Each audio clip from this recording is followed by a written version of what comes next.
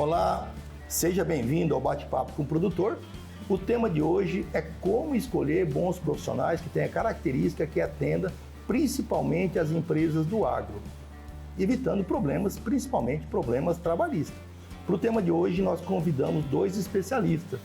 João Paulo Santos, que é especialista em recrutamento de pessoas, tem MBA em gestão e estratégia, e também a doutora Maristela Marques Valls, que é especialista em direito do trabalho, direito trabalhista. Nós vamos começar com o João Paulo. João Paulo, quais as características, quais as situações que uma pessoa, um colaborador, que vai ser um futuro funcionário dentro da empresa, deve possuir para que possa evitar problemas já lá dentro da empresa do agronegócio? Ângelo, quando nós falamos de performance de equipe, né, pessoas entregando o seu máximo dentro das empresas, a gente sempre olha para o lado técnico, para o lado do currículo, aquelas pessoas que têm mais formação ou mesmo que têm mais experiência prática na área. Quando, na verdade, se a gente buscar estatísticas, buscar pesquisas, eu sou uma pessoa que gosta muito de pesquisa, de números, né?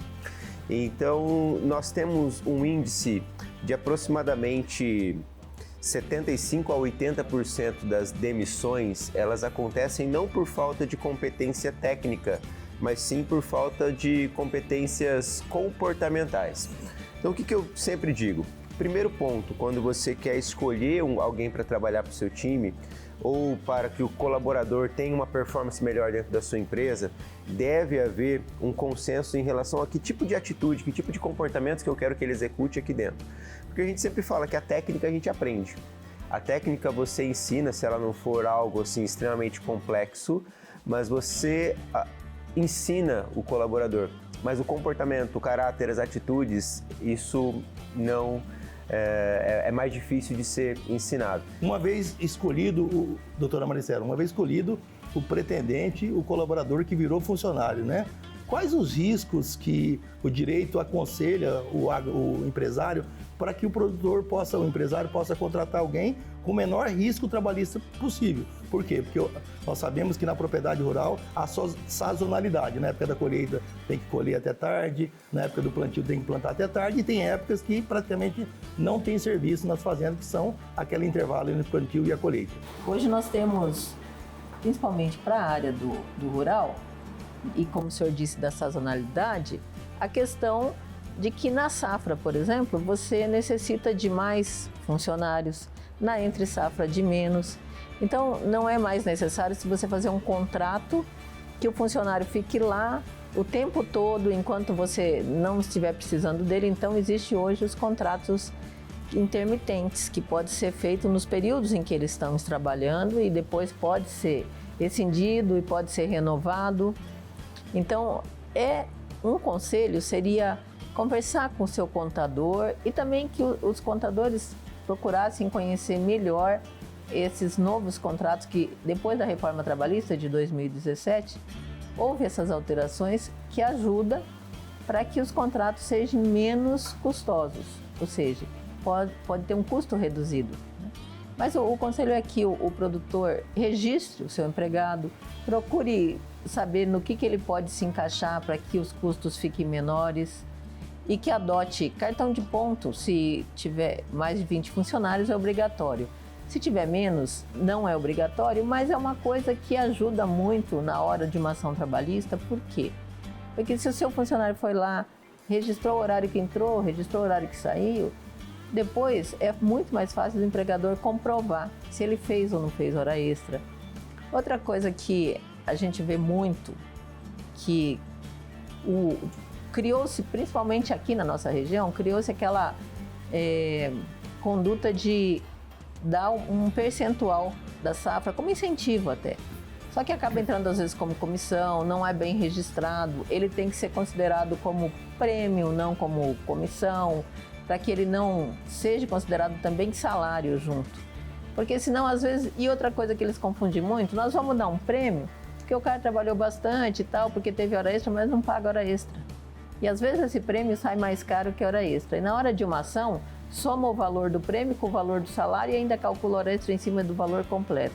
Então, se repensar isso, sabe, pode ser instituído um prêmio, mas pague-se a hora extra e de repente faça um prêmio um pouco menor, que vai evitar muitos riscos para o empregador. João Paulo, o agro hoje trabalha com enormes recursos financeiros, por exemplo, uma colheitadeira próxima a 4 milhões de reais, um pulverizador autopropelido 1,5 milhão. E muitas vezes o recrutamento se faz necessário para atrair pessoas que conheçam de tecnologia para que possa minimizar esses custos aí ou evitar uma quebra desse equipamento por má utilização. Qual a estratégia uma empresa do agro pode fazer para atrair pessoas da cidade, que a remuneração no agro é boa, e para atrair essas pessoas, umas lideranças melhores no agro? Como que poderia acontecer isso? Legal essa pergunta, Ângelo. Isso me faz lembrar de alguns clientes que eu atendo na área do agronegócio, né? O produtor, o agro, ele é uma empresa e às vezes o produtor se esquece disso, né? Ele se esquece que a fazenda precisa ser gerida como uma empresa por questões familiares. Tudo começou dentro da família, então, mas aqui é familiar, aqui a gente não precisa investir muito em planos de carreira, em planos de transição de função, em bonificações. E o que eu vejo é que existe a vaga, existe a necessidade, eu tenho uma vaga para operar um equipamento X ou Y, mas essa vaga ela é anunciada por si só. O colaborador, ele não tem uma visão de onde que ele vai chegar trabalhando ali. Então a empresa, em primeiro lugar, para ela se tornar atrativa para quem ela está contratando, ela tem que ser essa ponte entre o ponto que o colaborador está e onde ele deseja chegar na vida.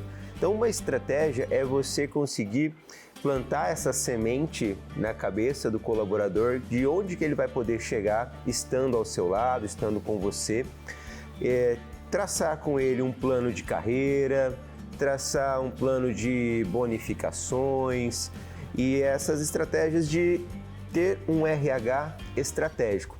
Hoje, o RH ele é burocrático. O RH é para folha de pagamento, é para contratação, para demissão e ele foge um pouco dessa questão de gerir pessoas. Quando eu entro numa empresa que tem um trabalho de gestão de pessoas, olho no olho, feedbacks constantes, condução para uma melhoria de comportamento, essa empresa ela se torna mais atrativa e ela retém mais talentos com menos recurso financeiro. As obrigações trabalhistas que se o produtor negligenciar por alguma forma, pode acarretar em passivo do trabalho. Que orientação poderia falar para o produtor de uma forma geral? Procurar o que ele pode fazer para reduzir isso, né, de horas extras, por exemplo. Procurar adotar um acordo de compensação de jornada, um banco de horas, principalmente porque tem aquela situação de que às vezes precisa trabalhar num horário diferenciado e aí depois pode compensar por um descanso em outros dias. Esses são um dos maiores requisitos para evitar. O que a gente vê na prática é que o que mais gera ação trabalhista é a má comunicação. Então é o seguinte, você está lá, seu funcionário, de repente deu um problema com o funcionário, você demite, não tem uma compensação, não tem uma pessoa preparada para fazer essa demissão.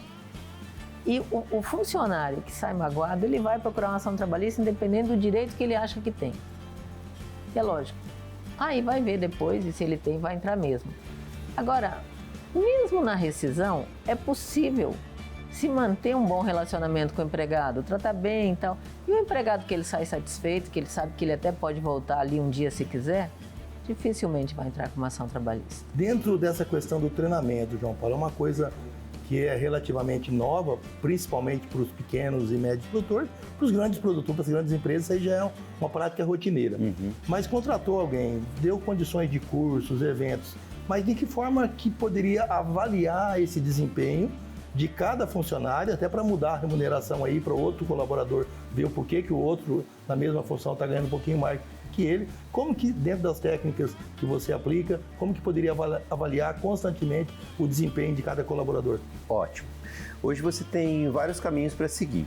Quando você é uma grande empresa, você tem acesso a tecnologias que fazem essa gestão de desempenho de forma automatizada. Você implementa e recebe números e número não mente. você faz essa avaliação. Agora, quando você é um pequeno que está começando, às vezes essa tecnologia ela é uma tecnologia que onera a folha os custos da empresa e ela não é adotada. Você consegue, com alguns pontos, fazer essa avaliação. Primeiro deles, eu chamo de matriz PRC, né? Papéis, responsabilidades e competências. O que é essa matriz? Isso é um ponto que fica muito confuso na cabeça entre quem é contratado e quem é o contratante, que é quais os papéis, quais as funções que ele realmente tem que executar, em cima do que ele vai ser cobrado aqui dentro da empresa. Ele tem que servir o cafezinho, não, ele tem que abrir a porta, ele tem que fazer a limpeza, mas isso precisa estar esmiuçadamente num documento de fácil acesso, porque na maioria das vezes isso está no contrato de trabalho. Mas a pessoa tem acesso ao contrato de trabalho no momento da contratação. Depois esse contrato vai para uma gaveta e nunca ninguém mais olha para ele. Quando você entrega isso com facilidade de acesso, você consegue cobrar o colaborador e dar feedbacks constantes para ele em relação àquilo que ele foi contratado para fazer.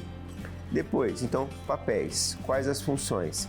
Responsabilidades, quais resultados eu espero que você me entregue? Então, se você foi contratado para operar uma colheitadeira, o resultado que eu espero que você entregue é só em área coberta, quando você está operando a colheitadeira, ou é em eficiência na colheita, é em manutenção da máquina? Quais os resultados, quais as métricas que eu consigo medir isso? E por último, quais as competências técnicas e comportamentais? Quando o colaborador ele tem claro as suas funções, os resultados que são esperados, as competências que ele tem que desenvolver, aí entra o RH no 1 a 1, sem segredo, sem milhares de ferramentas. Ele fala assim: Ângelo, a gente esperava esse resultado aqui, você está entregando esse. Qual que é o desafio para a gente fazer essa melhoria? Falou uma vez, falou duas, falou três, a pessoa ela não tem perfil para continuar na empresa. Então nós temos um conceito de contrate devagar e demita rápido, desde que você entregue todas as condições para que a pessoa execute o trabalho dela corretamente dentro da empresa. Então, ou você vai para uma linha de tecnologia, onde esses sistemas que fazem a gestão de resultados podem te entregar, ou você vai para o 1 a 1 com ferramentas manuais, né, no Excel ali, mas precisa de uma boa vontade para você sentar com o colaborador e passar esse feedback para ele de desenvolvimento. Principalmente o pequeno e médio pergunta sempre as mesmas perguntas com relação à questão trabalhista. De que forma, sucintamente, o produtor pequeno, médio ou o grande também ele já tenha o departamento jurídico, contábil e também RH. De que forma para ter essa documentação em dia? Um resumo, a senhora poderia comentar? Olha, documentação. Documentar. Documento, contrato de trabalho, documentos, recibos de pagamento. Ainda que hoje, por exemplo, se use pouco dinheiro, né? Se use mais Pix, e dá para você comprovar também o pagamento com esses recibos, mas guarde eles. Mas é essencial que compre. Por exemplo, tem aquele que é bem pequeno, que não, talvez nem tenha um contador que lhe auxilie muito, né? Que não tenha aquele acesso mensal. Ele compra aquele recibo de pagamento, que compra na livraria mesmo, mas registre tudo que ele for pagar. Guarde esses documentos. Não deixe de dar férias. Uma coisa muito importante aí também é a cultura das férias, que no produtor, no empregado rural, o que acontece? Como o senhor mesmo disse, a maioria do empregado rural mora na propriedade. Então, se você for pegar uma realidade aí, ele vai tirar umas férias. Muitos deles não têm recursos para sair de lá, porque eles não têm para onde ir, a casa deles é lá, eles precisam descansar. Então, como é que faz nessa época de férias? Ele tem que sair da propriedade e tal? Não, só que ele não pode comprar as férias do empregado. Pela lei, ele pode comprar 10 dias, o patrão pode comprar 10 dias se o empregado quiser vender, que chama-se, pode ser, é legal. Agora, os outros 20 dias, ele tem que gozar. Claro que não precisa ser necessariamente em uma vez, tipo, pode ser dividida hoje as férias. Então ele pode tirar, por exemplo, umas férias de 15 dias, outras férias de 15 dias. E se dessas 15 ele vendeu 10, ele vai tirar 2 de 10 dias.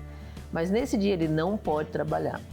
Porque se o empregador der as férias e pagar para ele o valor, que é muito comum acontecer isso, pagar para ele o valor daquelas férias que ele vai estar usando, ele continua trabalhando, recebe o salário e mais as férias, quando ele cair na justiça, ele vai ter que pagar umas férias a mais, que é a dobra legal das férias, porque vender é proibido.